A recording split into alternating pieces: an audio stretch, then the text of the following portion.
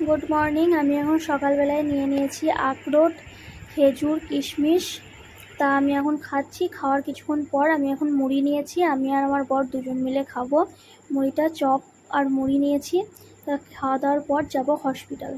তা হসপিটালে আমার দেখানো হয়ে গেছে। হসপিটাল থেকে এখন যাচ্ছি। আর আমার মেয়ে তো খুব খুশি হসপিটালের সুখবর শুনে। তা কী সুখবর তোমাদের অবশ্যই আমি জানাবো।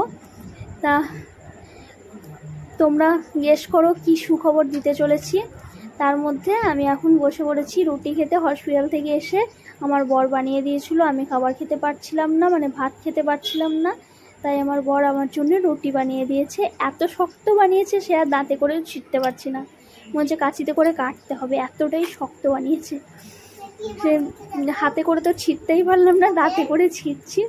তো প্রচুর শক্ত হয়েছে। যাই হোক, চিনি নিয়েছি, সবজি খেতে ভালো লাগছে।